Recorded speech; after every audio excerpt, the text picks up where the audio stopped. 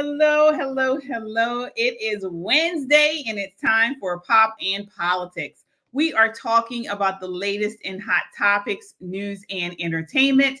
I'm KJ along with my amazing co-host. Back again, of course, we have Yana and Shelly E. Hi. All right. Join the conversation by leaving a comment on YouTube or Twitter. We will check the comments periodically throughout the show. And don't just comment, subscribe. If you miss us here on YouTube, you can watch us on Rumble or listen to us on Apple Podcasts or Spotify under the same name, Pop and Politics. We are an independent media, and if you want to support what we do, your super chats and donations go a long way in helping us produce conservative content. Any amount is appreciated. Guys, this is not just a podcast, this is a movement of God-fearing, truth-seeking, America-loving people that understand we are living in urgent times. There's a target on our backs because we value freedom. Yet we must stand. Let's stand together, subscribe so we can amplify this rallying call for freedom. All right, ladies, let's set it off. So I wanted to bring you this bizarre clip of Ben Affleck and Jennifer Garner's daughter testifying in front of, I believe it's, I don't think it's Congress, some type of board, requesting that we go back to mask mandate. This is not 2 years ago. This was not a year ago. This was this month. Take a look here. I don't know. We were having some sound issues, so I'm going to try this again. All right. Let's see here. City, it hits communities. Can you hear it? Okay. All right. So 1 second. Let me rewind it. All right, here we go. Hi, Violet Affleck, Los Angeles resident, first-time voter. I'm 18. I contracted a post-viral condition in 2019. I'm okay now, but I saw firsthand that medicine does not always have answers to the consequences of even minor viruses. The COVID-19 pandemic has thrown that into sharper relief. 1 in 10 infections leads to long COVID, which is a devastating neurological cardiovascular illness that can take away people's ability to work, move, see, and even think, stands to exacerbate our homelessness crisis, as well as the suffering of many people in our city. It hits communities of color, disabled people, elderly people, trans people, women, and anyone in a public-facing essential job the hardest. To confront the long COVID crisis, I demand mask availability, air filtration, and far UVC light in government facilities, including jails and detention centers, and mask mandates in county medical facilities. We must expand the availability of high-quality free tests and treatment, and county must oppose mask bans for any reason. They do not keep us safer. They make vulnerable members of our community less safe and make everyone less able to participate in Los Angeles together. Thank you. Thank you very much. Wow. Hi. What in the world? This is the left. This is the left. She could barely breathe. And she's trying to do this. She's trying to talk to this mask. Nobody is around her. Shelly, what's your thoughts on that? Okay, so first, she was talking about long COVID, if I understood maybe every 5 words that she said. Long COVID is real. So particularly people who have had respiratory illnesses or other challenges, if they develop COVID, they can have what we call long COVID, which is this condition where you still have some respiratory challenges even after the COVID virus has gone from your system. It may take a little bit longer. So that is in and of itself, that is just a real thing.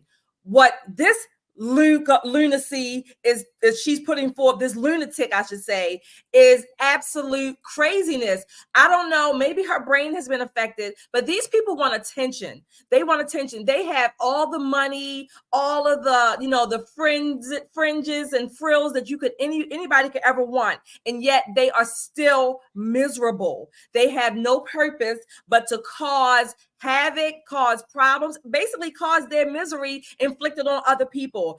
The fact that she is even there, if she's so sick, she's going there demanding that masks are reinstated. Wear as many masks as you want, woman. Wear as many as you want. But this is California, if I'm not mistaken, at some board meeting. It won't surprise me if that district institutes some other lunacy that she's putting forth. Yeah, Yana, what are your thoughts on this? She's trying to speak through that mask. No one is within several feet of her, and isn't this crazy? It is crazy. I think it's a show. I read something, people were commenting that they have seen her without a mask many times.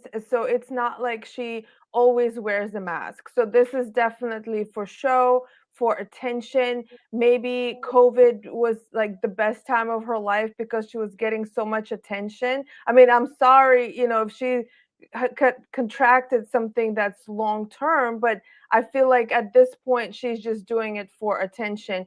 And she is not worried about people not being able to breathe.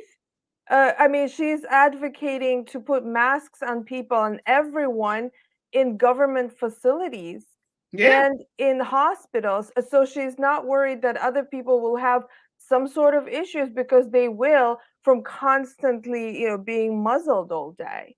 Yeah, and I mean, again, this is the daughter of Ben Affleck and Jennifer Garner, of course, Hollywood actor and actress. They are very prominent in Joe Biden's campaign.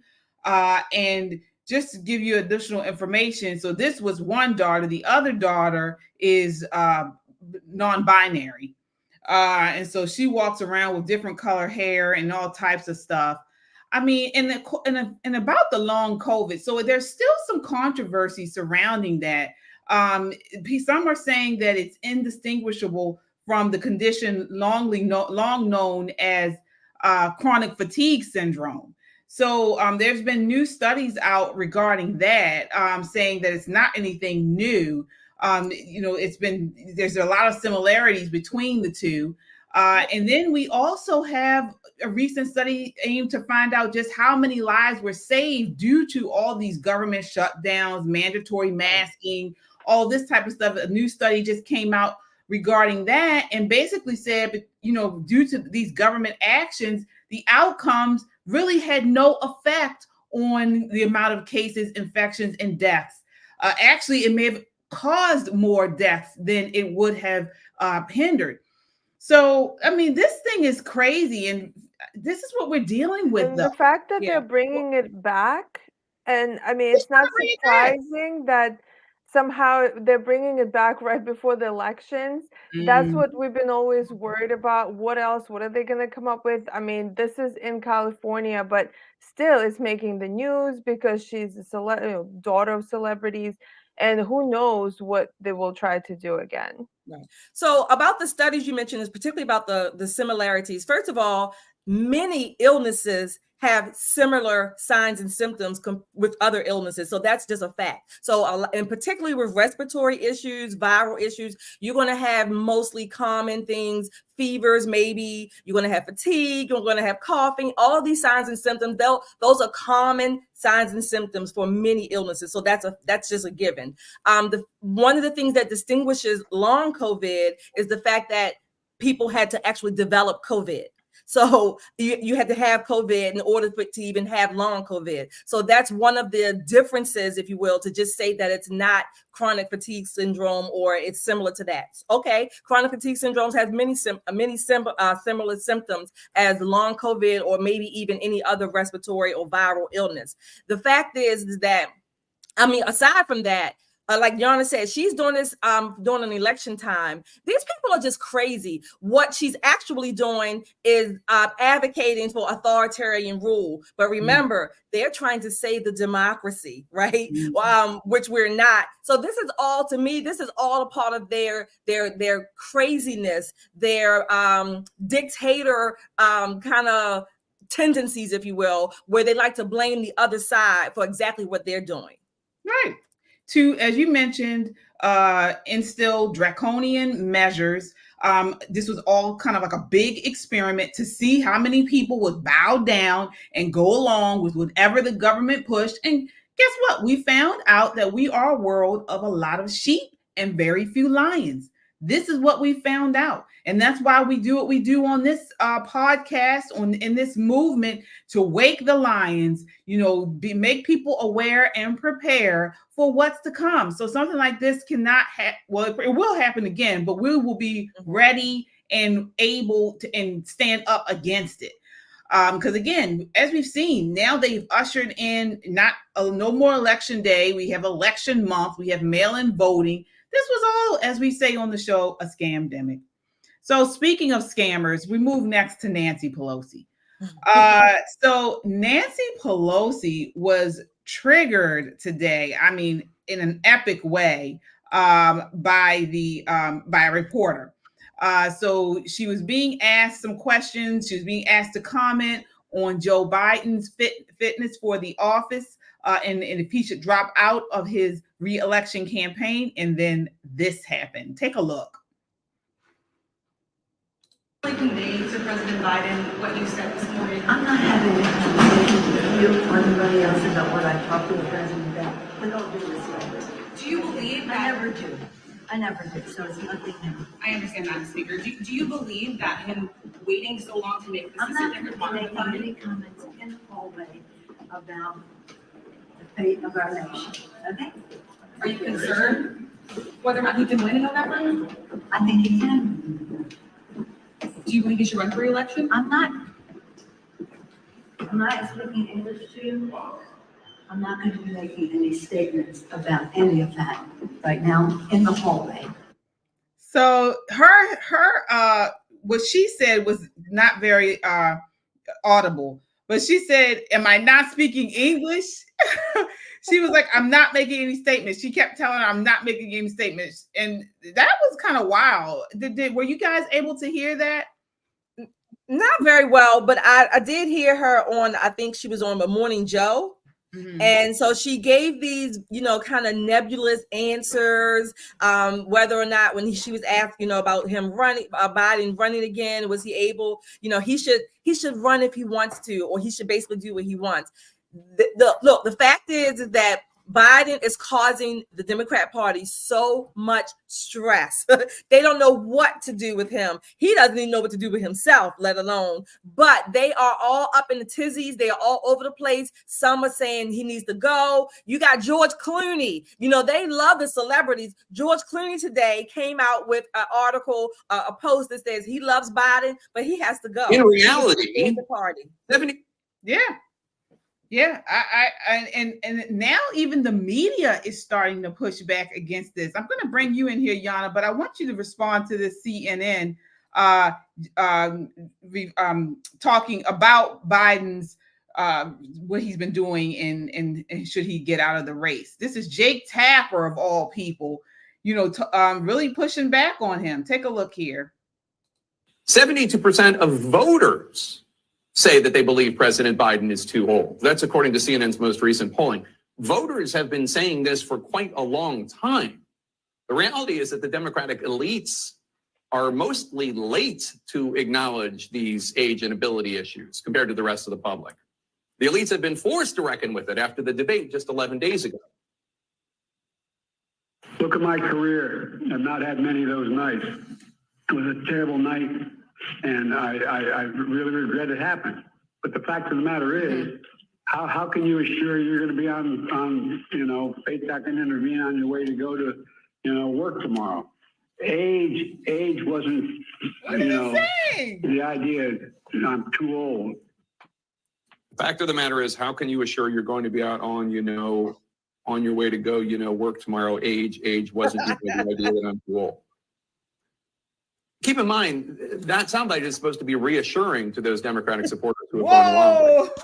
Many Democratic officials with whom I've spoken are worried that President Biden and his family and his inner circle appear to be in complete denial, not just about whatever might be wrong with him, but the state of his candidacy. Yana, so I'm curious. We, of course, and those on the right have been talking about this for at least the last year. And whenever we said something, mainstream media, including Jake Tapper, would say, "Oh, there's nothing to see here." What gives now? I I think it was undeniable. I mean, the debates were so painful. I've Mhm. spoken with someone who is a Democrat supporter, one of my friends, and she said that she wouldn't even go to vote this time. She would just sit it out because she's so um, discouraged and upset about the situation.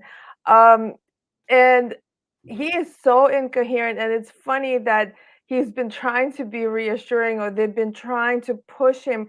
And apparently, he just met with the leader of NATO and he said that he was fucking his wife.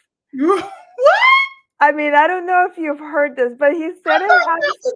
thought that was. I didn't think it was true. I thought it was. No, I mean, I've heard it. I don't know. I've heard it multiple It was times. something that happened with NATO. I didn't hear that particular part. No, I've listened to it multiple times, and I think he really is confused. He doesn't know what is coming out of his mouth. Oh my gosh. Yeah, well, I mean, I'm not surprised. I'm really not. And the sad thing about it is, and we've talked about it on the show before, you know, we know people who are dealing with dementia, dealing with Alzheimer's, different things as in old age, and he may not even know. Many times the people going through this don't know that they are off. And it's one of my biggest fears, you know, to have something happen and you don't know that you're acting off. Mhm. And so this is when you need people who have your best interest at heart, family, friends, to say, hey, you need to sit down. But it feels like he doesn't have that. Is that right, Shelley? No, he doesn't have that. He has people who are basically pimping him to maintain their power, to maintain access to all the largesse and status that they have. But one of the things I've noticed, and I've been noticing this particularly since the debate, you know how the media claims to be unbiased and fair and balanced or whatever other, descriptions. Interestingly enough, since that debate, they are showing all their cards, right? Remember, democracy dies in darkness. Mm-hmm. They're showing all their cards. They have no claims, no unction about not showing their bias. They're supposed to be journalists, right? They're just supposed to be reporting the news. Yet you can see their emotions, you can see their anger, their frustration. They're not supposed to be partisan, but you can tell right here and there that these are props, if you will, for this administration. They are all in for Biden. They have no clue or no cares about knowing if the public knows that they are really for the Democrat Party. Yeah, you're absolutely right. Well, we will continue to follow this story and see where it leads. Next week is the RNC convention. So reporting on that will start Monday. I believe the convention is actually Wednesday or Thursday. I think that's when Trump comes on. Okay. So I think it starts Monday then. So we will see and follow what's going on there. We're waiting with bated breath to see who Trump announces as his VP. We called it here a year ago that it would be Doug Burgum. He's not many of our choice for, not our favorite choice, but we think it's going to be him. It looks like it's going to be him. So we're going to continue to follow that. Any final thoughts on that at all, ladies? No, I'm excited for it to see I just want to see what's going to happen. I'm thinking again, I'm not sure that, I don't know if Biden is going to drop out or not, but it looks like behind the scenes, they are pushing him to do so. Yeah. All right. Well, in other news, we've been following this story about the draft for women. So the Hill reports Senate Democrats have added language to the annual defense authorization bill to require women to register for the draft, prompting a backlash from Republicans and social conservatives and complicating the chances of moving the bill in the Senate floor before Election Day. Senator Josh Hawley called the provision requiring women to sign up for the draft insane. He accused the Biden administration of trying to implement a woke agenda at the Pentagon. And in quote, he says, there shouldn't be women in the draft. They shouldn't be forced to serve if they don't want to, he said on Fox News. He criticized Democrats for wanting to experiment with the military, saying normal people are like, leave our daughters alone. So now we have to worry about our daughters being drafted into the military. Shelley, what are your thoughts on this? Quite honestly, I'm split on this, and I'll explain why very quickly. Number one, I served. I raised my hand. I took the oath. So I have no problem with women serving at all. Number one. Number two, if women want to claim equality or whatever the rights are with men, then why not? That's number two. Number three, I wasn't always, but I have long been a proponent of having conscripted service for high school graduates, in particular, if you take federal or public money. Why should you not have to give something back of service? Now, I was saying maybe 2 or 3 years, any kind of combination, whether it be active duty, reserve, National Guard, things like that. But I'm and I think I'm more, I would say 60-40 on this, because I don't see where it is inherently wrong. A few reasons, but the only reason, one of the major reasons why women were not conscripted was for social factors. Before that, it was male only military anyway. But again, I'm going to say I'm split. I would say 60-40. I do understand some of the arguments on the other side as well. Yeah, I want to get your thoughts on that, Yana. That's an interesting perspective that Shelley has. And I'd like you to respond specifically to the idea that, for liberty. So is this a situation where the state can use coercive force, not just to force men, which, we see men fight in the military, but now they're using coercive force of the United States government to force women to sign up for the military? There's one thing to do it, electively, but to force them to sign up, isn't that something against our liberty, Yana? So my question is, actually, when they drafted this proposal, did they give the definition of a woman?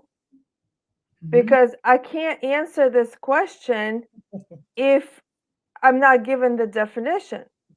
So I can't even answer it, because what does it mean, women? So, okay, so what if I were to decide on this question? So if I said, yes, it's okay to draft women, does that mean that, I guess, well, everyone goes, yeah, like including the transgender women. And so, but if I said, no, I don't agree with it, does that mean that a whole bunch of men are now going to have a loophole and will say, no, I can't go to the military, or cannot, be drafted because I'm a woman, actually? That's a good point. Because that's what's going to happen. Yeah. Yeah. Well, selective service is still in effect, but the draft itself ended in 1973. Okay. So they want to bring it back. That's what this bill is saying. Yes. Right. Yeah. So, I mean, if it's across the board for absolutely everyone, I mean, I think traditionally, no, I don't agree that a woman should be drafted. However, I can agree with Shelley that if you are receiving some sort of funding from the government, and also, I guess you could also implement it as just a duty of a citizen, women could be required to do certain things. So maybe being nurses, being the cook, being, I don't know, the psychologist, anything that does not require you actually being in active combat. So I can agree that in that case, I would say, okay, women can be asked to serve if needed. Well, opportunities already exist, for people of both sexes to support the military, to be part of the military, to serve in combat or non-combat position as they may choose. But this is, to me, about, whether the state can use coercive force to force women who should be on the last line. Women should be, when you have able-bodied men, Because when you do the selective service, it's not going to be take all the men and then the women. It's selective service. So it's just whoever they select. So again, when you have able-bodied men out here, who can go, you would think that that would be the first line, and then the last resort would be to send women. Well, let me ask you this question. I'm going to play the other side. Like we have the debate when women say, well, you're not a man, so you can't talk on abortion. So as women, do we get to make that vote for men, or are we only going to have all men actually put up a vote for whether or not they should be drafted? How about women stay out of that conversation? Because that's what they tell us on the other side about abortion. And I'm only saying that to your point, that we as women, we're saying, oh, it should only be the men. Well, we're not men. So why should we be that part of that conversation? You lost me. Okay.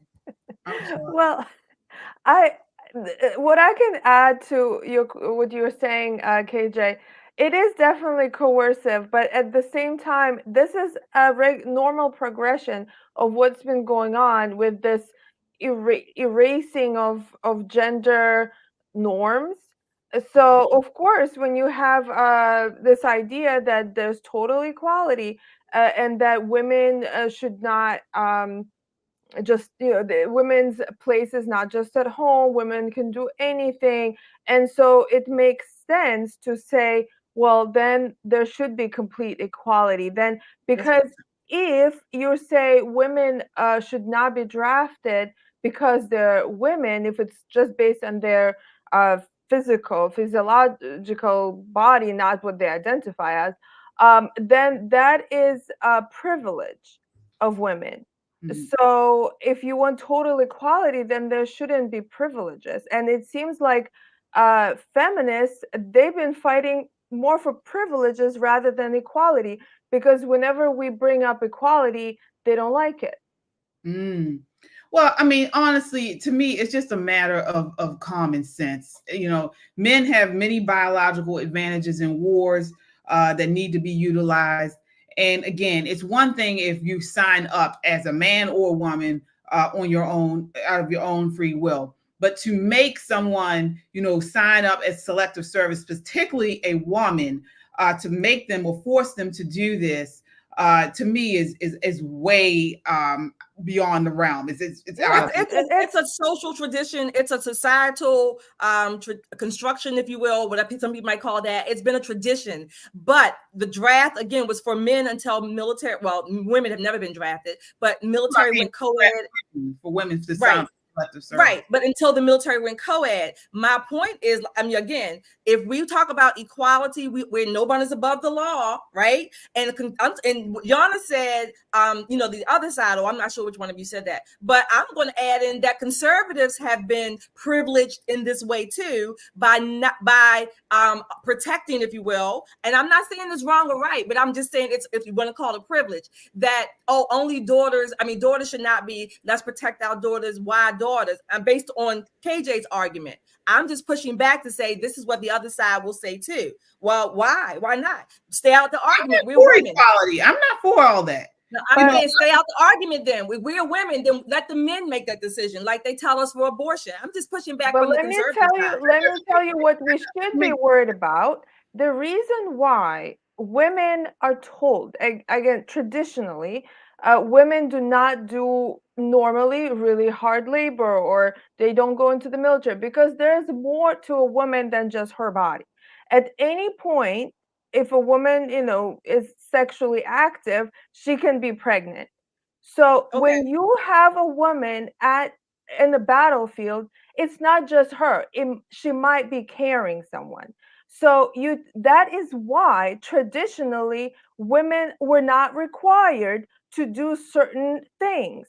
So I get that. And all I'm saying is pushing back from on giving both sides of what the arguments would say, what may be, or whatever. That's all I'm saying. And again, I served, and another part, I guess I would say, where I'm pushing more for women, having to be going into the service, particularly, again, if they are partaking of federal or public funds for XYZ, then I think there should be a give back to the public, right? But one of the things that I agree with that, but it shouldn't be makes me angry on the battlefield.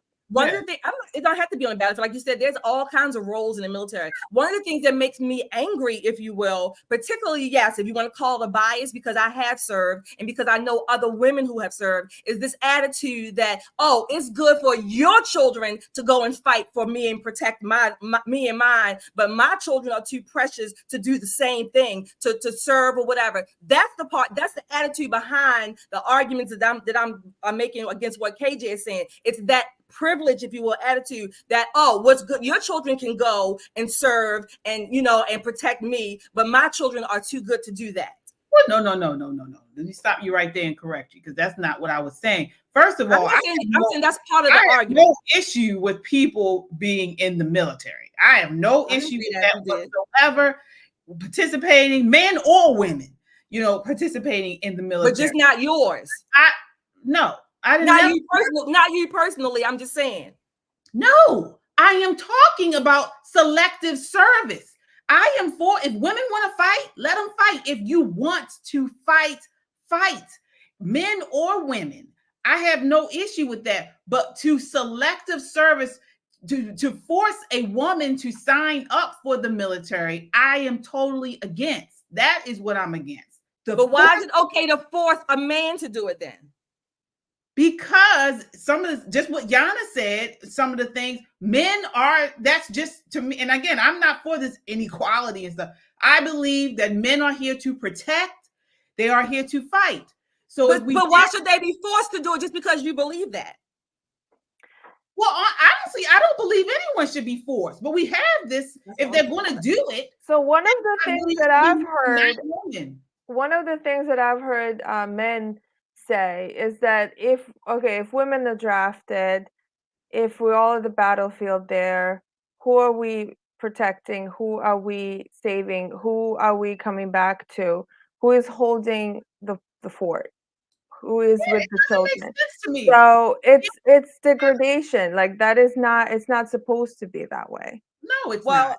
Again, now other countries, there are other countries who have conscription, some form of it for men and women, and these are what we would call first world countries: Norway, Sweden, certainly Israel. Most people know about Israel, and I'm not sure what the term is, but I know that their men and women have to serve maybe 3 to 5 years. I'm not sure what the minimum is, but these are also some tyrannical countries. North Korea, so is one of them that comes to mind, but the point I'm making is that if we're going to talk about whether it's not equality, I'm not saying for women or men, but the fact is that we say no one is under the law. Is the law going to apply equally or is it not? Or conservatives on the conservative side, are we going to start carving out, because you're female, because of this, just as the left makes carve outs for other things that we don't agree with? It's just going to go back and forth. So I'm saying, I would say make it so that biological women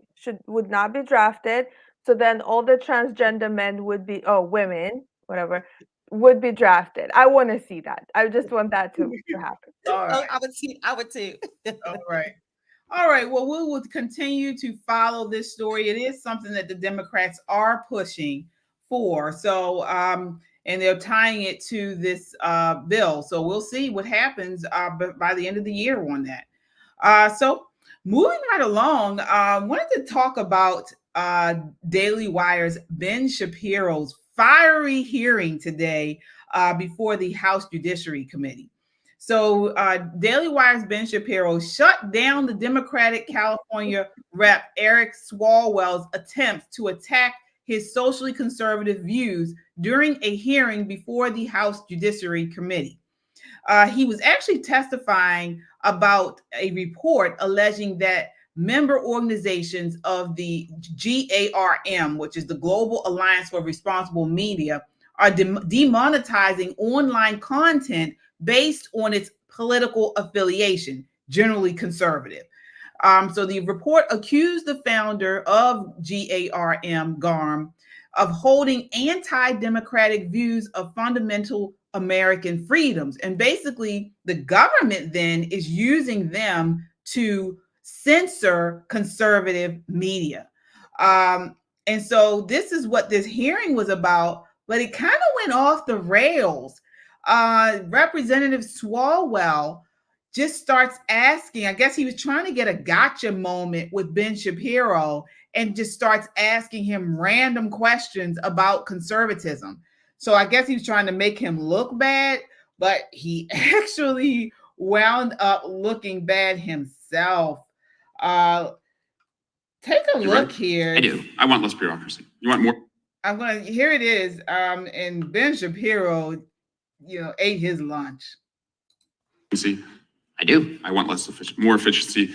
You want taxpayer money spent wisely? I do. Congrats on becoming a Republican. Yeah. My parents would be proud. Mass deportations, it calls for that. Do you support that part?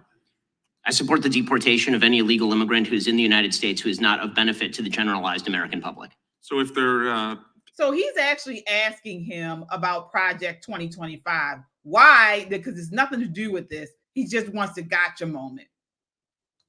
In agriculture that puts food on the tables of everyday Americans, they've never committed a crime inside the United States. They didn't come across with documents. Should they be deported?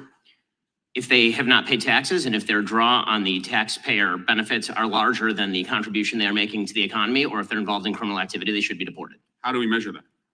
The same way that the IRS measures my income every year. It seems like if the IRS can track down every aspect of every receipt that I've ever submitted, and So they can do so for hundreds pay- of millions of other Americans, they can do that for illegal immigrants as well, except for the fact that no one knows how many are in the country thanks to this administration.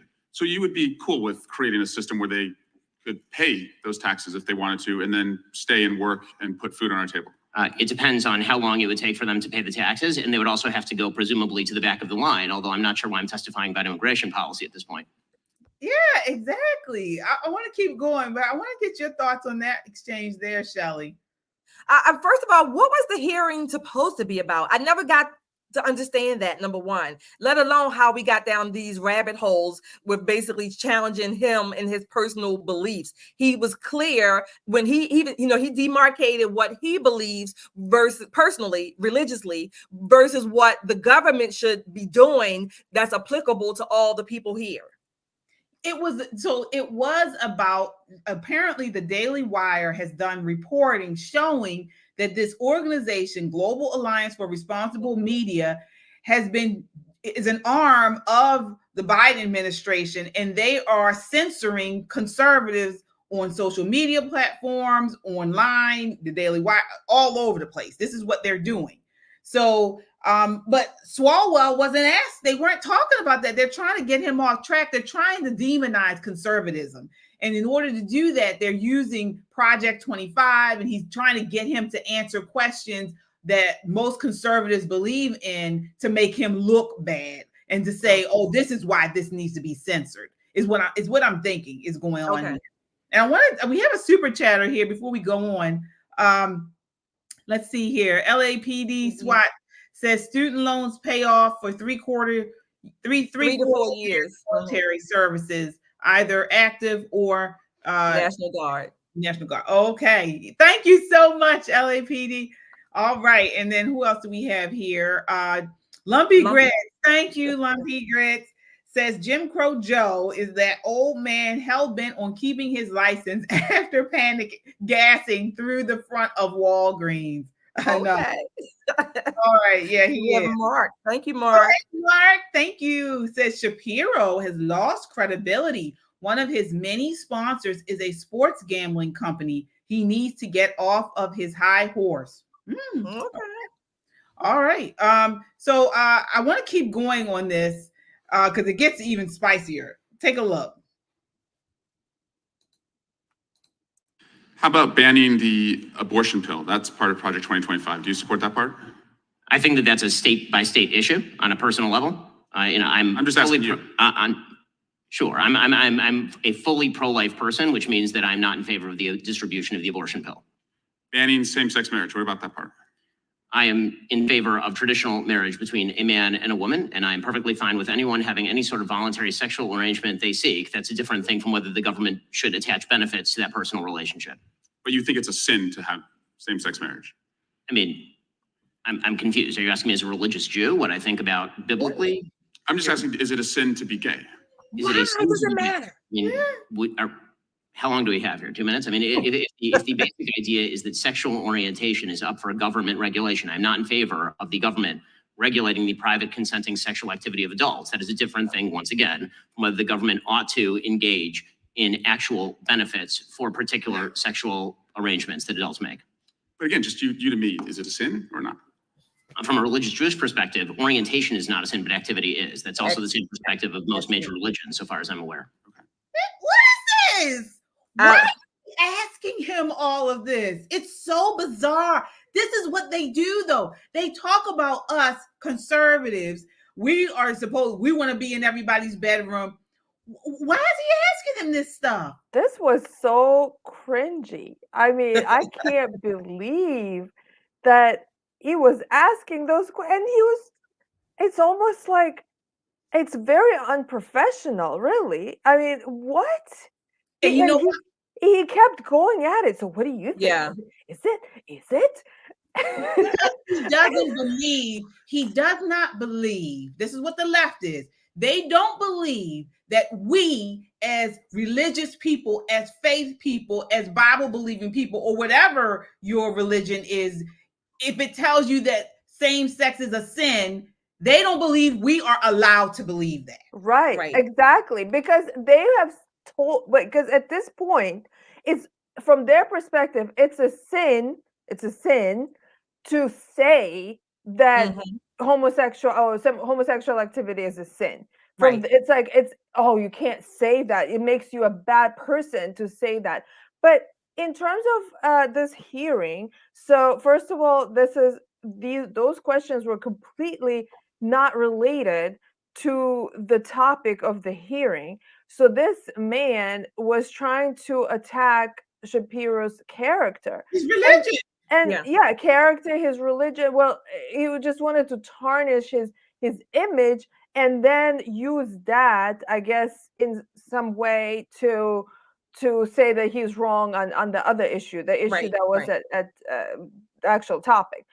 But that is that's basic debate skills. Like, you don't do that. If you're trying to debate someone, you don't try to tarnish their character because of some irrelevant question. Because it's not about debating. This is ultimately about thought control. And therefore, if you even think something that's different than the government, because the government has inserted itself as God, right? So if you think something that the government says is wrong or outside the norms or whatever, then you have committed the ultimate crime. Absolutely. Damn murder, right? Damn stealing. You can steal as much as you want, pillage all the stores in California. That's not a problem. But if they even think that you're thinking something that they don't agree with, then you have committed the ultimate crime. Right. And every Christian should be up in arms about this. And because we need to be clear, what Swalwell was doing is he's trying to get him to say that same-sex marriage in our religion is seen as a sin. And he believes that we do not have the right to think that. And so this is why I don't understand how any Christian can vote for these Democrats, because they are against religion and they're against our right to practice what our religion states for for centuries. This was something that was practiced. They don't like that. They don't like family. Don't like any of it. So this was a very telling interview. It was weird. It was very weird. I want to keep going. It's almost over. Take a look at this. There's more. No. And how about cutting Social Security? Do you support that part of 2025? I'm not sure what Project 2025's position on Social Security is. I'm in favor of the restructuring of Social Security along the lines of privatization and lowering and increasing the retirement age, because you, as well as every other congressperson, knows Social Security is going to go bankrupt, and yet everyone seems to have an interest in lying about it for the next decade and a half until we have to take austerity measures or radically increase inflation or taxes.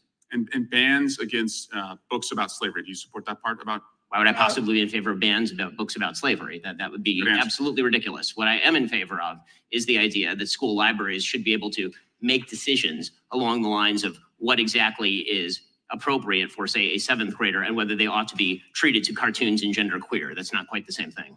And just because we found some receipts, you did say, I think Receipts. homosexual activity is a sin. Yes, I'm a religious Jew. I'm That's sure true. there's a genetic component. You found me out. Orientation, but the view of all religious people I know has always been that You sexual outed him. and that is up to you. And you said, I may have a desire to sleep with many women, but I do not. I agree with me. Yes, that's true. Congratulations on your, I'm sure it's very hard to restrain yourself. Mr. Chairman, I just want to shift to. All right, this is ridiculous. Wow. And Yeah. he was so proud with the poster, like, look what we found. The receipts. Look, remember Obama said, I can't remember the year, but he said at one of the conventions that the only thing we all belong to is the government, right?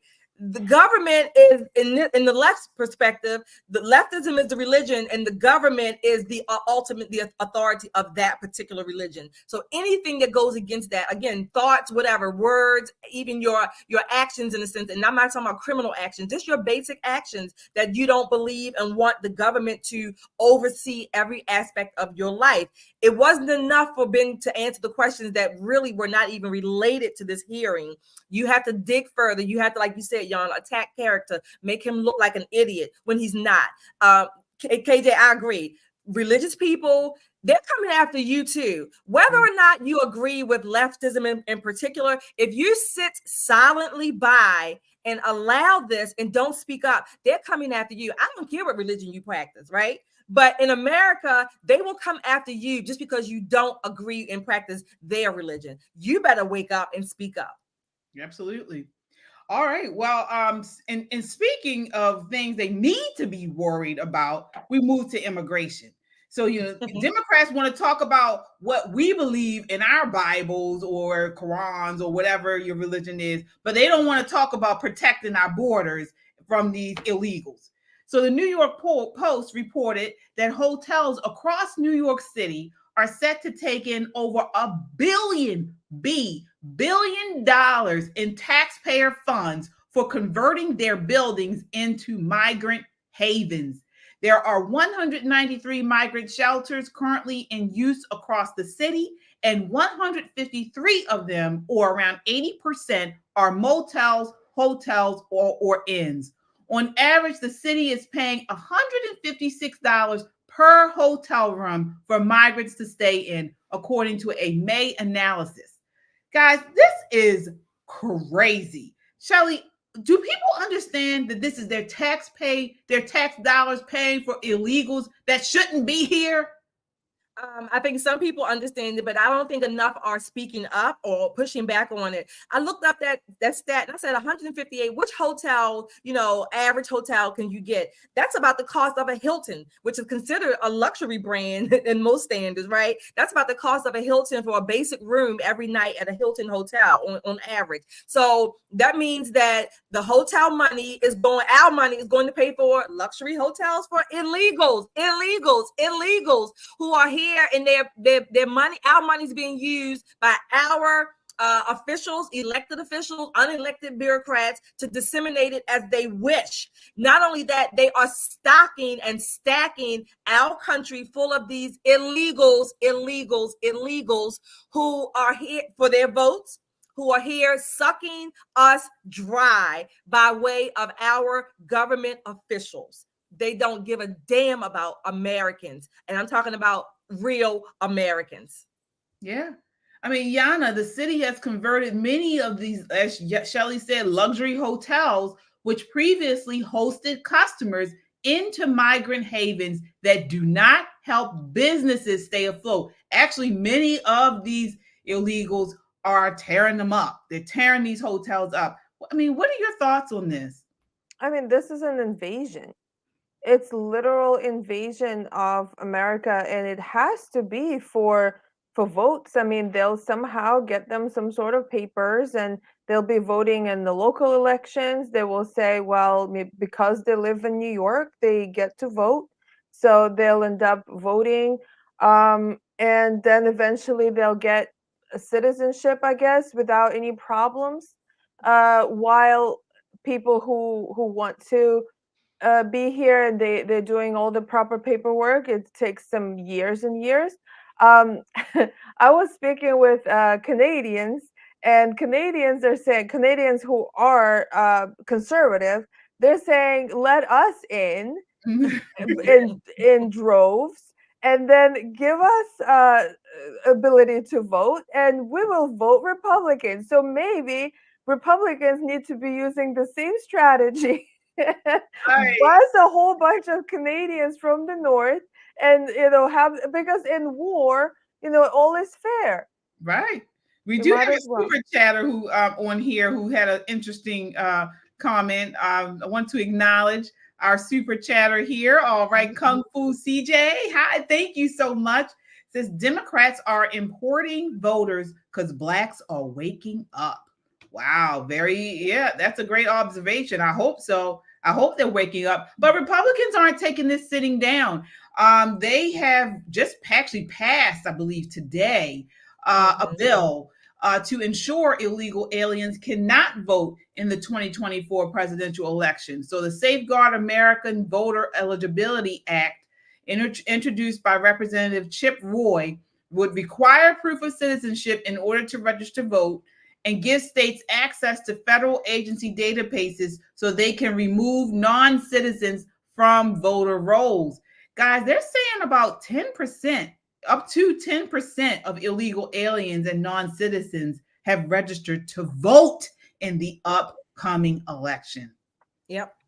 So that bill just passed in the House. The thing is that in as much as I think that bill is necessary, I'm upset that it's not going to pass both houses. It's not going to pass. That's number one. Number two, I'm still placing much of the blame for our immigration policies or the lack thereof at our Congress, who are lax, who have been neglectful, derelict in their duties and their responsibilities to protect our borders. This is a travesty. I'm holding them, Republicans and Democrats or independents, whatever your party is, they are as responsible, if not more, because this is not something new. Granted, Biden has brought in or allowed to come in millions of immigrants, but this has been happening over many administrations since as long as I can remember when I started voting. This is not new. Yeah, I agree. I do want to acknowledge another super chatter here. Cynthia. Hey, Cynthia. Thank you. Thank you so much. Says, vote Trump, close the border, protect our citizens, shut off fentanyl access pouring in like salt from a shaker. I totally agree. Well, again, with these Democrats in power here in the United States, they've been, running down the country. Again, they've been letting in all sorts of people illegally, and they have been causing all types of havoc. But Biden administration are also overseas doing things and trying to manipulate and corrupt these other countries. So a recent report was released by the U.S. Department and states they're leading an international scheme at President Joe Biden's behest to leverage America's resources and reputation abroad to support LGBT activism, the acceptance of gender ideology, and the normalization of non-straight lifestyles. So this is a report that was recently revealed. They're not only trying to protect individuals or outside of the country from harm. They're actually pushing and educating and trying to influence many of these third world countries and other countries outside of the West for LGBT. This is what they're doing. And it actually started under former President Barack Obama. Shelley, what are your thoughts here? I'm going to start with Obama's words. We are 5 days away from fundamentally transforming the United States of America. Again, I say that they are some of the most or the significant words in the recent time that has literally fundamentally transformed America. One good thing is that in Europe, they have started shutting down and closing their so-called gender affirming clinics and hospitals. The Tavistock, I think is how you pronounce it, in England was the largest one. They closed the doors. They stopped it. Germany stopped giving puberty blockers, I'm going to say maybe about a couple years ago. So this is ludicrous that we are still exporting this pseudoscience, if you will, this lie, this agenda. We are still exporting it, and it's going to cause more and more travesty on American children. Thankfully, European countries are seeing the light. Yeah. Again, this is taking place shortly after Biden got into office. He issued a juiced up version of the memorandum that Barack Obama had issued, indicating it shall be the policy of the United States to pursue an end to violence and discrimination on the basis of sexual orientation, gender identity or expression, or sex characteristics, and to lead by the power of our example in the cause of advancing the human rights of LGBTQI+ around the world. And they've linked funding with this. So any type of funding that they've given to these countries, if they don't go by their way and this Biden administration's way and implement these gender bending, education things, they'll lose this funding. Yana, what are your thoughts on this? Well, first, a couple of things. The Democrats are piggybacking on Trump's idea. This was actually something that Trump started. Mhm. Oh, I remember because it was during Trump's term that this was one of the arguments against the idea that Trump was homophobic, because that he had implemented this bill, or I don't know what it's called exactly, but basically this agenda to stop violence against homosexuals or people LGBT around the world. So in a way, I mean, of course, there's the kind of violence that we do see in other countries, like throwing people off the roofs. I mean, that is something that we can't support.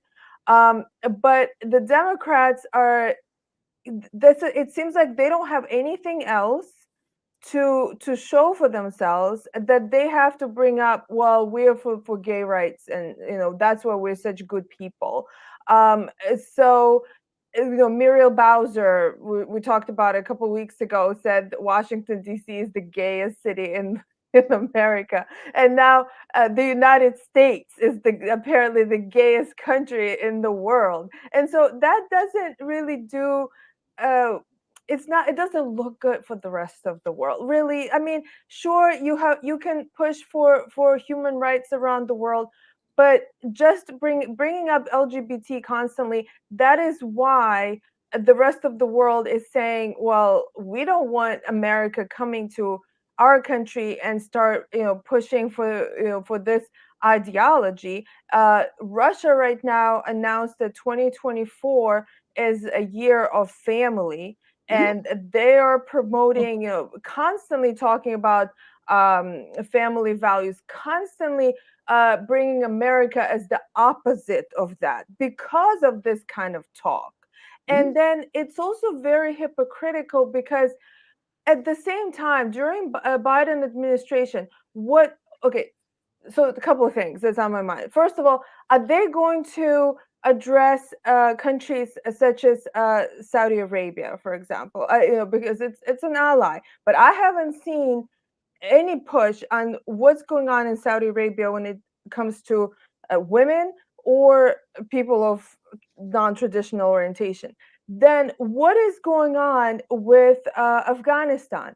So Afghanistan was under US control for 20 years.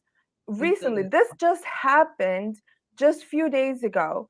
A women's rights activist in Afghanistan was gang raped and tortured in prison.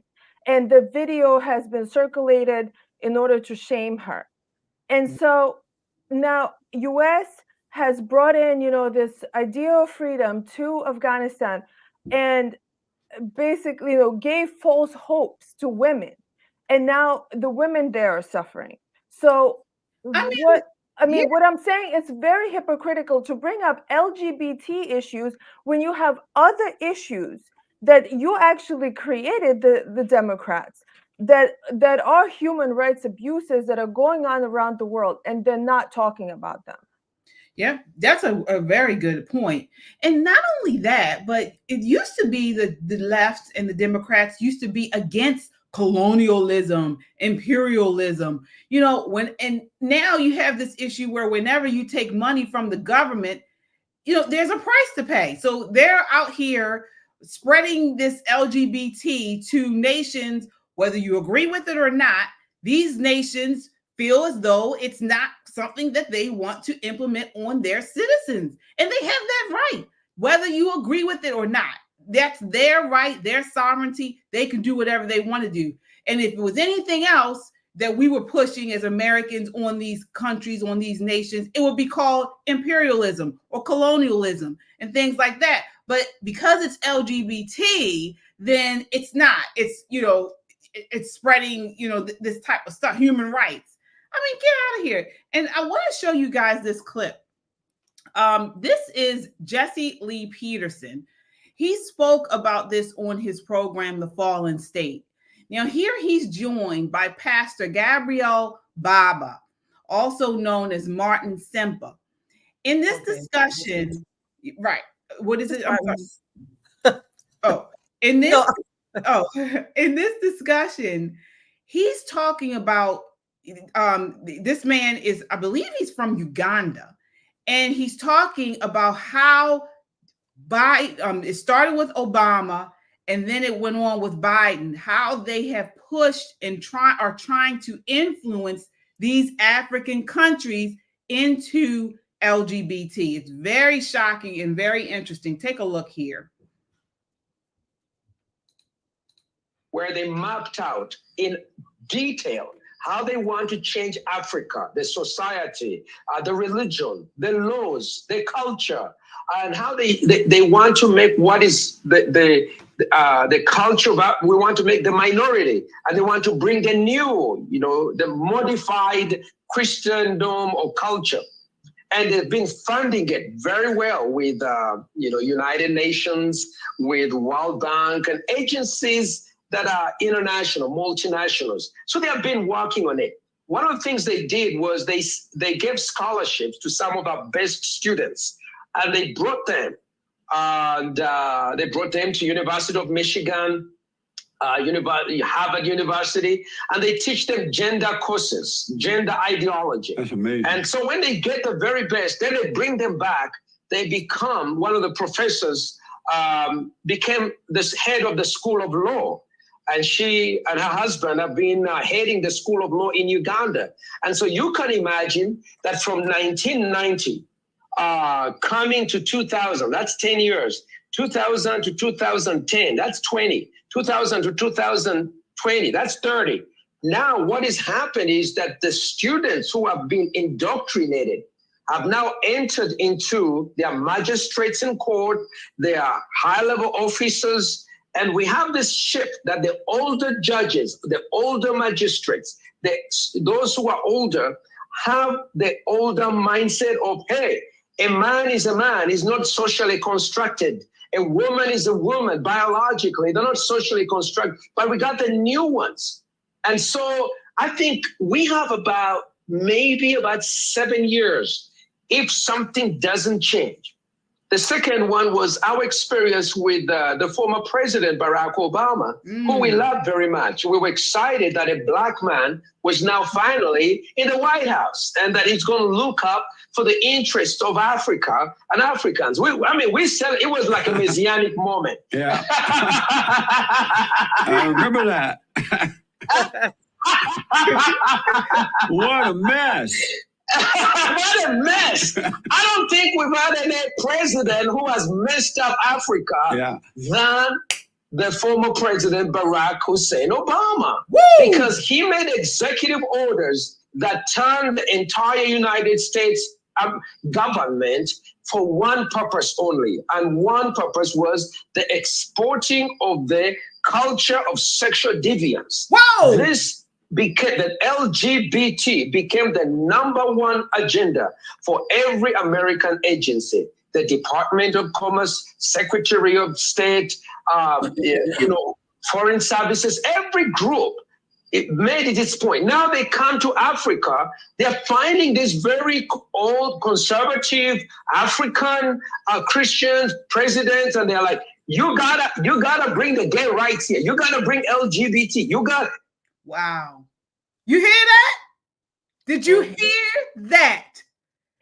I said it on Monday night. All skin folk ain't kinfolk. Right. That is why they're black does not mean they are right.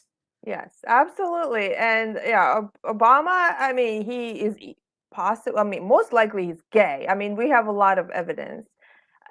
So it's not surprising. So, and he is one of those intellectual Marxists that believe that sexuality is fluid. There is no such thing as gender, and really, that is it's Marxism. And the thing is that Africans have been, I guess, well, they've been fooled by Marxism since the Soviet Union. Back then, they did not bring up gay stuff because the Soviet Union did not believe in homosexuality. I mean, after a certain point, they stopped. But if you're going to accept Marxism in any form, eventually that's what's going to creep into your society. But at this point, that's what I was saying. That is why United States is so not popular around the world. That is why Putin is so popular around the world right now. In Africa, they love him because he says exactly what this man was saying. Right. What's his name? Pastor Baba, whatever his name is. A few things was running through my mind. First of all, I think it was 1983. Yuri Bezmenov had that interview about how the communists have infiltrated America. That's just number one. You can go on YouTube and look at that up. It's a classic video. That's number one. Number two, what this pastor was really describing to me was that the same process that has happened in America, where generations have been educated, right? They've gone to these academic and higher level learning centers, and they have literally been educated and indoctrinated by communists who are basically transmitting that communist knowledge. And now these younger people who are graduating are going back out into the world, spreading what they have learned. This has happened here. So that's the second thing that man was describing from what I got from it. And then the third thing was that, and this is going to sound contradictory, but anywhere you take money from, there are attachments to it.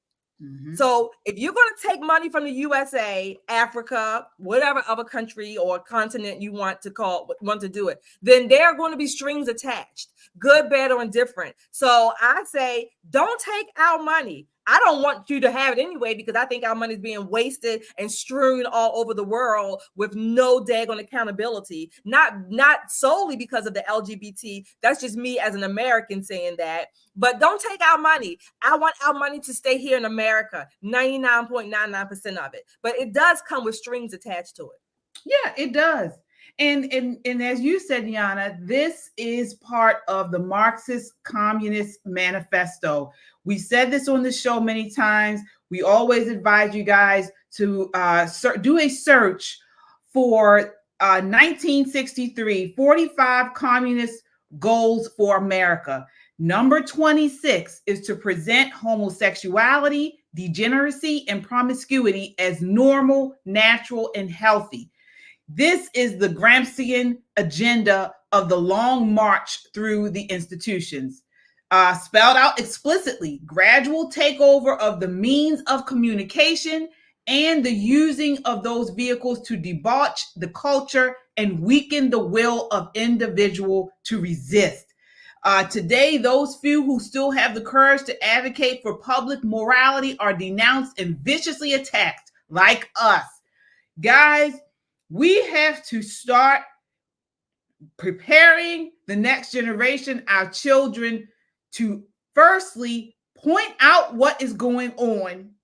They need to know it and point it out, and then to push back and resist it. This is what we have to do, because this is an agenda. This is an agenda. And they're not just doing it here in America, as we can see. They're doing it all over the world, all over the world. And if we don't start standing up and pushing back against it, we're going to be in trouble. We're going to be in a big trouble. Yep. So, and this is not a time to, one thing that Marxism, they hate is religion. They hate that because they know that that brings us closer to God, which takes us away from government and not putting government as our God. And because they know, and because Marxism it's actually Satanism. And, and Satanism is the inverse of God. And so they know that when we hold on to our faith, that will take us away from this Marxist takeover. So, I mean, I don't know, whatever your faith is, you need to get grounded in it and get your children grounded in it too. Every country that had deviancy, homosexuality, every country that had rampant instances of such behavior has failed. Roman Empire has failed because one of the biggest reasons, because they were, deviancy was rampant. And so and the thing is that, yes, absolutely, I agree that religious people should trust into in their religious books. Do not try to change or say that, oh, I practice a different type of Christianity, or I practice a different type of whatever religion. That's not the case. And also, just from a perspective of wisdom, what is written in religious texts, it comes from also, I mean, this experience was lived. This people have experimented, nations have experimented with all these different lifestyles, and there are historical evidence that it destroys families and destroys the nations from within. All right. I do want to acknowledge our super chatters here. Thank you guys so much. Krista, hey Krista. She says, I feel like things are getting more terrifying lately, especially after the debate. I just pray for us all so much, family. Thank you, Krista. Thank you, Krista. And that's good what to we see do. you. That's where we start with prayer. We start with prayer. Gunny J. Wells. Oh my gosh. Thank you, Gunny. He says, City College 95. Trump 2024. Thank you, ladies, for leading the charge. Salute. All right. Local guy here. That's right. So, nice. Thank you. Yes, thank you so much. We certainly appreciate you guys, our super chatters. It helps us one more. continue pushing this conservative content. LAPD SWAT says, do you expect to see the type of riots here in America that are going on in France? That's a good question. Possibly. Well, the left won in France, right? The left won in France, and I think in England as well. So the Labour Party in England, and I forget the name of the party in France. So there's some back and forth here. This is not uncommon. If you look at election cycles from a global perspective, it's not uncommon, particularly in a parliamentary type of system. So, okay. Yeah, I think the left is going to go ballistic if Trump wins. I really do. We'll see. But, you guys see my shirt. You can get this on our website, popandpoliticslive.com. This is where we have our merch. And this is Smart, Edgy, Conservative. These are our shirts. Really cute. But you see what's on the side here. This is what you need to do. With this craziness coming on after this election, be prepared, be aware and prepare. Yep, this is my shirt, Smart, Edgy, Conservative. So if you like it, go onto our website and purchase it, buy it. And all of those proceeds go to help us produce more conservative content. All right, I do have one additional super chatter, I believe. I think we saw here. Let's see. Roland. Oh, yes, Roland. Thank you so much. He says, fans from Texas, we enjoy your channel. God bless the USA. Absolutely, Roland. God bless you as well. Thank you so much. All right. So we have one more topic tonight. And Actually, we have a couple more topics, but I want to talk about raw milk. So, have you guys been following this? So apparently, there's a farm in California called Raw Farm, where in other farms, not just this one, multiple farms within the US, where government agents have shown up carrying long barrel submachine guns, demanding that they dump all the milk out. So apparently, raw milk is actually it's supposed to be safer than pasteurized milk, and what we've been told to believe and now that pasteurized milk isn't as sanitary as the FDA claims. I know you've been really following this story, Yana. Have you been following this as far as what that is something that's been going on for years, actually. Like, this is not new that the government cracks down on farmers. Like, that is crazy. And that in America, it's illegal to sell raw milk. Oh. It's so ridiculous. And first of all, so about the health. So there's been this whole campaign that, oh, you can only drink pasteurized milk because there are, possibly bacteria in the milk. Well, the reason is, well, when you buy something from a commercial farm, from a mass-produced facility, yes, the cows are actually so unhealthy.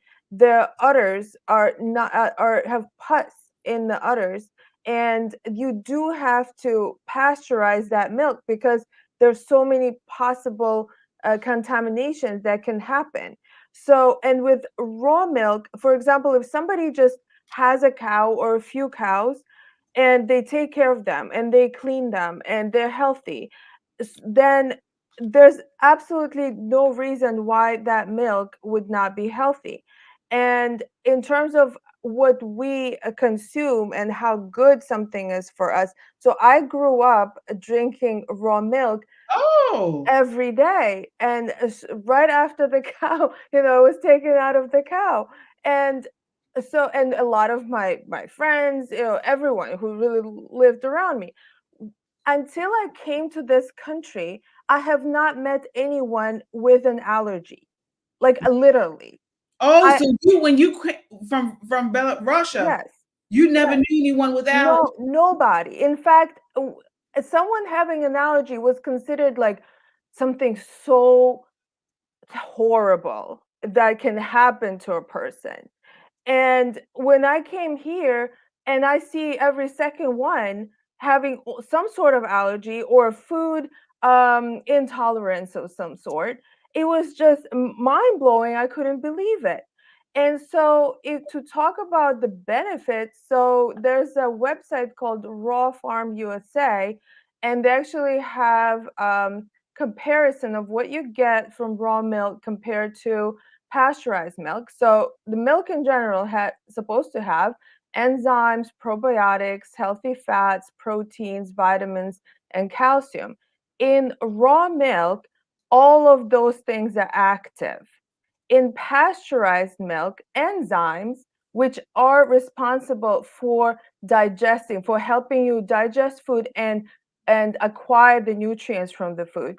In pasteurized milk, it's inactive. Enzymes are inactive.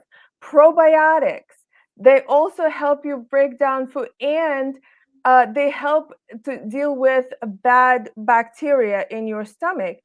So the probiotics are destroyed in pasteurized milk. Everything else, healthy fats are altered, proteins are altered, vitamins are destroyed in pasteurized milk, and calcium is inhibited. That's why they have to infuse calcium into milk that you buy in the store. They have to actually add it. Well, let So, me ask this. So, and by the way, hold on, I just wanted to show you. This is my raw milk. I just ordered it. I got it from a place in Maryland, and I'm not going to say the name of the farm because who knows? I don't want anyone to come after them. But if any of the viewers want to contact us, we'll let them know where they can get actual raw milk that is very healthy. All right. Well, I've heard of many of the benefits as well, Shelley. So if raw milk offers a range of health benefits, why is the FDA going to people's farms and with guns and telling them to throw it out? Basically, it's big government. So something that I totally advocate against and have been for some time. But in the context of the FDA, like you just mentioned, there have been the government, big government, not just in the United States, but even internationally, have been going, like Gianna said, at the farms. One particular country is the Netherlands, the Dutch farms. Surprisingly, many people may not know, maybe you do, may not know that Dutch farmers are a huge, significant contributor to world vegetables, world crops and produce, as small as that country is. So it's basically big government at work, and they are destroying. I personally, and so do some other people, believe that this is part of a larger global agenda. Add in the United Nations, add in the World Economic Forum, Strauss, you will have nothing basically and be happy. And one thing, and now raw milk is acceptable, or is allowed, I should say, in some states. There are some states that do allow it, but the point is that it should be a choice, right? It should be a choice if you want to buy raw milk, or if you don't want to buy raw milk, if you want to drink pasteurized milk, either way. But it's big government at work. Again, we, the people, need to determine and get back to what our government really is supposed to do and what it's not supposed to do. And literally run our lives from cradle to the grave is not what it's supposed to do. Yeah, especially when we have someone like Biden who doesn't know whether he's coming or going, leading us. Take a look at this. We saw in the comments some people had asked to see this video. I guess you guys were right. Here it is. Here he is. One of the most consequential periods in its history. I realize, I was talking to your wife, I personally asked you to extend. What? Replay that again, please. Can you make it larger? Oh, I guess not. Okay. Play that again. Periods in its history. I realize, I was talking to your wife, I personally asked you to extend your service. What? I feel sorry for the. I think he was saying I was talking to your wife, but no. I realize, I was talking to your wife, I personally. I mean, it sounds like what he said, but I think he was trying to say I was talking to your wife, but because of his speech, his Parkinson's, I didn't diagnose him. That's my opinion. His Parkinson's disease, his neurological degeneration. That's my opinion. I didn't diagnose him, but that's what I believe in my never be humble opinion. Yeah. I feel sorry for that sign language translator. I wonder what she's translating. She's translating. Yeah. Find it. Embarrassing. This is embarrassing. Yeah, it is. It's embarrassing on a world stage. I do want to acknowledge another super chatter here, guys. Thank you so much. We really appreciate it. Mind Tab says, beautiful ladies, Patriots hold the line. Absolutely. Thank you. All right. LAPD Squad says, Google research WEF Sri Lanka. Scary. World Economic Forum. Yeah. Yeah, definitely. We'll do that. And we remember, we gotta mention, we had a super chat that came in late on Monday when we right as we went off. Okay. I think I want to say his name was Dick or Doug. I'm sorry if I don't have it correctly, but thank you for that donation. Yeah, it was Doug. Okay, thank you, Doug. I have a photo of them throwing out this milk. A video. It hurts my soul. It does. And that's cheese. Any dairy. The dairy was made with the raw milk. That's what we're saying.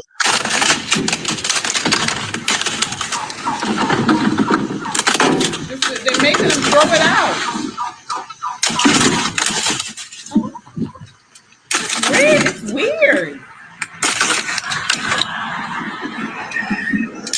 In Michigan, the Department of Michigan seizes 90,000 of raw dairy from Nourish Co-op. So this is what we have to go. This is what they're cracking down on. Yeah, they're cracking down on people unhealthy raw milk, raw cheese. They're cracking down on pro-lifers praying at abortion clinics. I mean, this is just the world that we have come in, gone into. Again, I think it's a global thing. I mean, when I think about remember the truckers in Canada, they were locked out of their own accounts, right? The farmers, these are the people who actually literally feed us. Mm-hmm. Right? They haul the food, they grow the food, whatever, and they bring it to us, to the stores where we pick it up from. And these are the people that feed us. And they're not hiding, like when they're selling these products, it's actually marketed as raw milk products. It's not like they are lying about what they're selling. So the consumers have a choice to either buy it or not. So it's anti-consumers, because now the people who were buying these products, they can't buy it anymore. That is literally human rights violation. Yeah. Right. So you can choose to have your baby suck down a sink, but you can't choose to drink raw milk or butter made with raw milk. It makes no sense. It makes no sense. So we'll continue to follow this story. They want to they don't like anyone having any type of autonomy, anyone traditional values, people being able to have their own business, because these are small businesses. Many of these are small businesses. They don't want you doing it. You have to go through them for everything, so they can have their hand in the cookie jar, and even the wedding. So Brett Cooper on Daily Wire, I don't know if you guys follow her, Brett Cooper. She's really cool. She has a show on the Daily Wire, and she has been following this controversy with Olivia Culpus. So she is the former Miss Universe, and she's a reality star, married to 49ers running back Christian McCaffrey. Last weekend, she got married, and it caused a firestorm online. Critics are hung up on why she chose her wedding dress. Take a look as Brett Cooper breaks it down. Olivia and Christian's wedding. And the thing that people are the most hung up on is her wedding dress. But like most things on the internet and most ridiculous rage, it isn't actually about what is on the surface. So the anger isn't about the dress per se. It is about why she picked that dress and the fact that she had the gall to talk about it. And spoiler, it's because she wanted to be modest and traditional. And apparently that's not allowed on social media in 2024. Before we dive into this story though, make sure that you guys can kind of get the gist of it all. So there they are exiting the church. Looks beautiful. Those flowers are stunning. They look so happy. This was at their welcome party the night before. That photo is just like stunning. I just love that it's like documentary style, capturing life.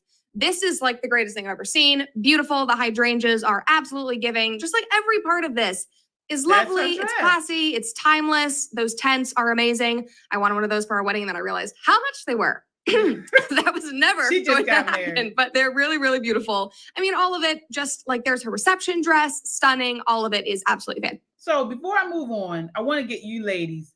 I mean, it looks like a beautiful dress to me. When I watched that, I was thinking, like, what is the problem? Number one, she actually, in some of her pictures, she reminded me of Catherine and Will in the UK, just with the dress, how kind of modest it is, the cut of the dress. And I loved her veil, reminded me of Princess Diana in a sense. I mean, it was a beautiful wedding. Well, when I first saw the picture, I actually thought I was like, is this Meghan Markle? Oh. It's like the dress looked royal, right? It's very similar to Meghan Markle's Markle, whatever you call her, the girl who married the other prince. Right. And so I think hers was short sleeve, wasn't it? Was it? But it was also very modest. Right. And in fact, nobody said anything. And I mean, the fact that people are saying that. Well, I'm going to go on, but I just want to add. I'm going to take it line by line. But do you like the dress? Yes. They're decent. Okay, let me keep going. The first and last and only wedding dress I've ever tried on. I didn't try any other silhouettes. Her waist looks incredible. Any other styles. I knew exactly what I wanted, and I'm so happy. I really love the way that the veil balances the traditional, more simple characteristic of the main dress. So that was all they posted on TikTok. Very, very traditional. I mean, you guys see the dress. It is. This is why she said she liked the dress. She's talking about the dress, why she liked it, why she brought it. And this is what set everyone off. Take a look here. Again, that she would have the gall to say this. Olivia Culpo holds the following belief about marriage. Quote, "It is a covenant. It is the beginning of the rest of your life. It is the union and bond of two people forever," the model and former Miss Universe tells Vogue. So when it came to designing her wedding dress with Dolce & Gabbana, there was one note that she stressed to the LTA above all. "I wanted something that felt as serious as the commitment." God forbid she would say any of that she would be taking her marriage seriously, that she would be saying that it is a covenant. Oh my God, the internet is gonna have a meltdown. But guys, it gets worse. All right, so I want to get you guys' thought on that. Now, she's really, I mean, this is what she wanted to do, but she takes a lot of interest in what this dress means to her. And I've noticed recently, before I even saw this controversy, I sometimes see videos of like try the dress or a new bride or something, and I've noticed that a lot of wedding dresses are very revealing, like extremely. They're either super open here, they are translucent, like on the waist, and it's like a lot, or they have a long slit all the way to the you see the entire leg, and it's very common these days. And really, these dresses, these modern wedding dresses, they look like these hoochies, like these prostitutes are getting married. like it's a parody. Like at this point, it's like a parody on the wedding dress, like a sexy bride for Halloween. Like that's what's becoming the norm. And actually, I just looked up. Meghan Markle had a long sleeve. A long sleeve, very royal dress. And so, I mean, I didn't hear any criticism about that dress. Well, I'm going to get to why they're criticizing. Shelley, what did you think about what she said about the covenant part? The dress was this covenant. I think it's much ado about nothing. It's a brouhaha. So this is her wedding. These are her vows. This is what she sees as important. I'm not saying they're not important, but she wants to take it seriously. She wanted her dress to be a visual expression of the sincerity and the commitment that she and her husband were making. I mean, sometimes you just don't have to respond to everything that comes across social media. Right. I agree. Take a look here. Here we go. So this is what they're responding to her. She and the Italian house worked together to translate that emotional ideal into a physical dress. And on Saturday, June 29th, Olivia Culpo walked down the aisle in Watch Hill, Rhode Island to marry San Francisco 49ers running back Christian McCaffrey in a long-sleeve cape crew neck ball gown with a voluminous skirt and a button-lined back. "I didn't want it to exude sex in any way, shape, or form," she says at the dress, which she wore with a 16-foot lace veil. "I wanted it to feel effortless and as if it's complimenting me, not overpowering me. There is so much beauty and simplicity." This ethos also extended to her beauty. Culpo tells Vogue that she wore little makeup before going mascara and eyebrow gel in favor of a pared back look. Those two paragraphs, that is what caused a complete firestorm online. Just that, like literally, what is the problem with that? All she's doing is telling Vogue about what she wore for her wedding, which is can do whatever they want. But no, women across the internet decided that this was problematic and indicative of something much deeper and more sinister and political. And the video that really sparked and then drove this conversation was done by a creator named Gown Eyed Girl. And I actually follow her. I still follow her on TikTok. I consumed a ton of her content when we were planning our wedding. And I have never said this before, but I do not like this wedding dress. Olivia Culpo just got married, and this is a great example of how fashion is so much more than just what you see on the surface. When you see fashion, especially wedding dresses discussed on social media, you usually just end up hearing about whether or not the person talking likes the way that it looks, which is extremely subjective. I were to just look at the dress, I would see a beautiful bride in a beautiful, simple, elegant dress. If we stopped there at just the way the dress looks, we'd really have nothing to say. But it's all the stuff surrounding the dress that leaves kind of a bitter aftertaste. You're already admitting that it's not actually about the dress. That's what I'm saying. They're making this whole thing about, oh, she looks terrible. I hate the dress. It's not about the dress. None of it is. I also think it's funny that at the beginning, she's like, I did not like this dress. And then 15 seconds later, she's like, dang, oh my trash. I also have a big issue with the terminology of not wanting to exude sex with what you're wearing, because in an oxymoronic way, it is both your choice and not your choice to exude any amount of sex, no matter what you're wearing. We are all different people,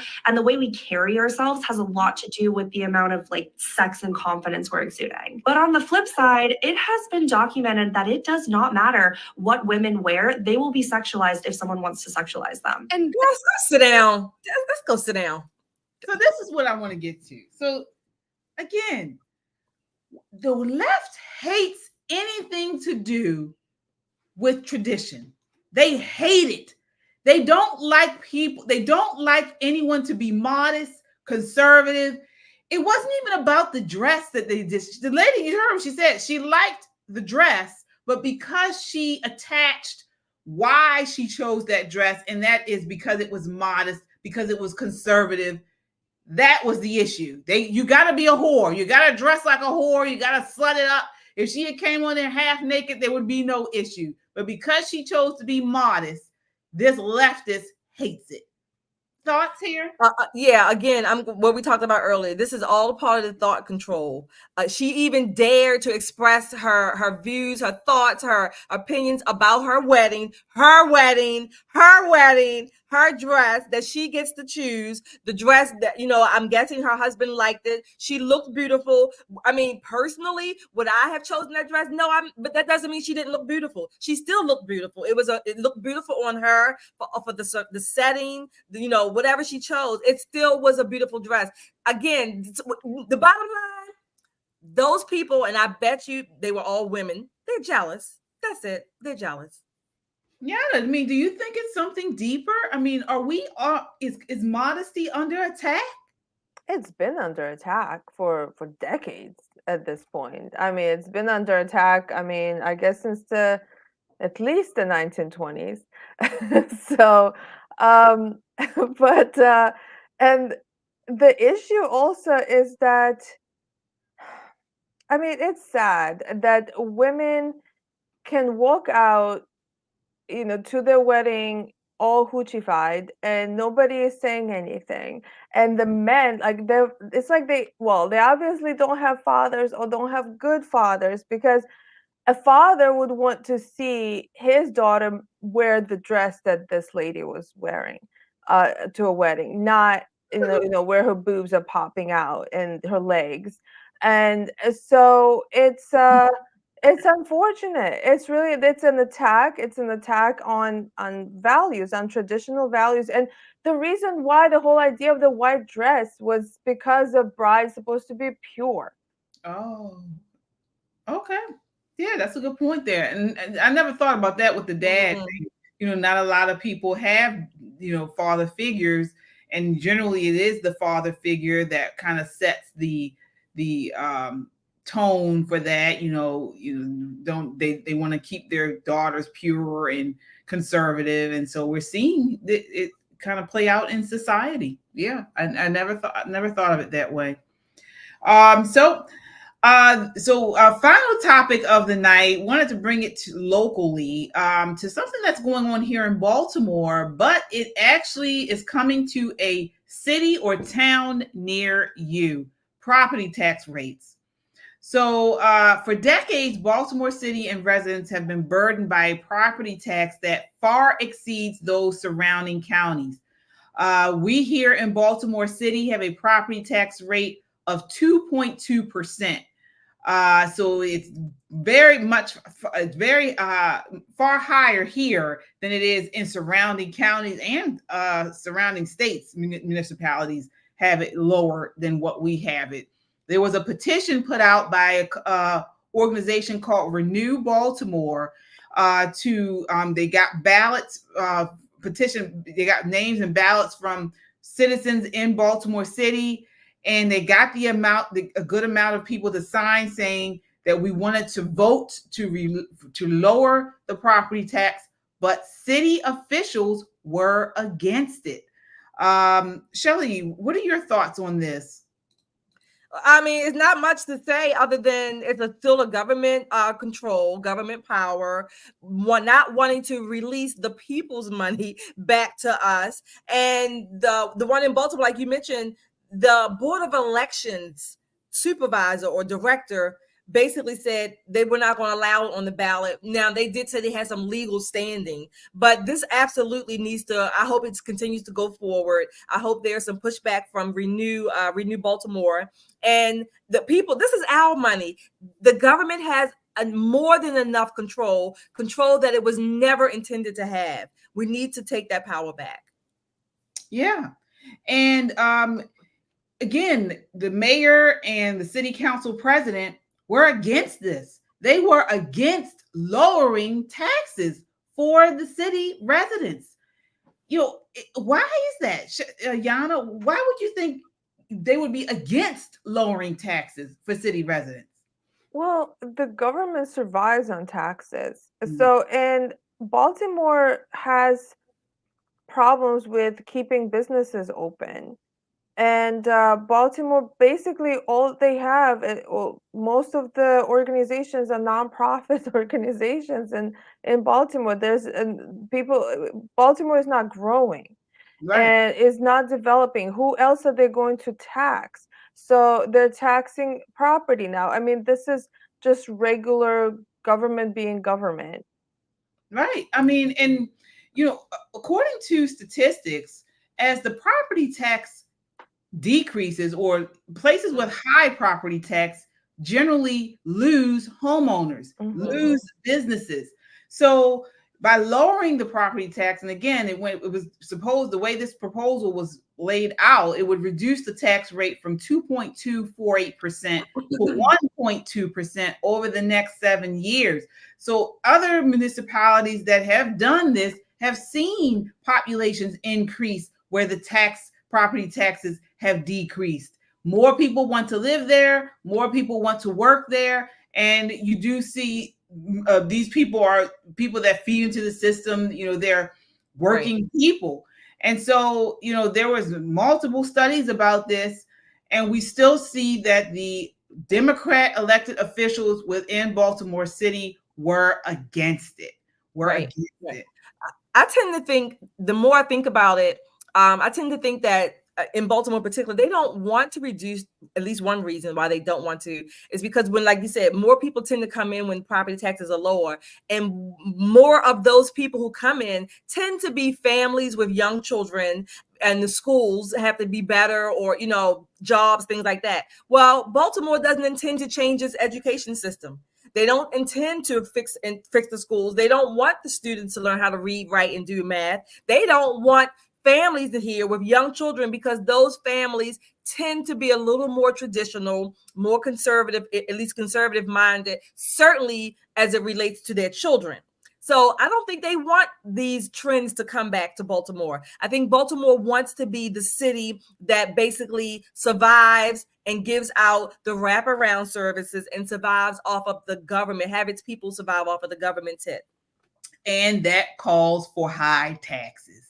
Yeah. So if you have a situation like you mentioned, Shelley, where you need government to facilitate and take care of a large portion of the city or of the citizens, then of course you're going to need high taxes of the small amount of people that are working, the small amount of people that do have businesses. You need higher taxes to again continue to fuel these city services, and then also fuel the pockets of all of these bureaucrats within the city, because as the city gets smaller, but the government continues to grow. Right. The government continues to grow. And speaking of that, I mean, as you guys see out this week, Biden's they came out and said he has the largest administration since the Nixon administration. He has more bureaucrats working for him, not only him, but Jill Biden as well, than any other recent president. This is what they do. They want these large bureaucratic governments, and they want to tax us out the wazoo, so much so we can't even have our own milk farms and things like that. So it's ridiculous. All right. Well, that does it for us tonight, guys. Thank you so much for watching with us. Again, we'll be back here over the weekend, either Friday or Saturday, to run down the latest in hot topics, news, and entertainment. You guys know you can check us out on our website at www.popandpoliticslive.com. You can check out our store. This is one of our shirts that we have on the store. So you can see smart, edgy, conservative, 2A with the guns there. So certainly check us out. It's really cute, nice for, your wife, your sister, anybody. Definitely check it out there. We also have mugs on there. We have a lot of different things. So check it out, and it helps to support what we do. All right. Until next time, count your blessings and live a life of purpose. Good night. Good night.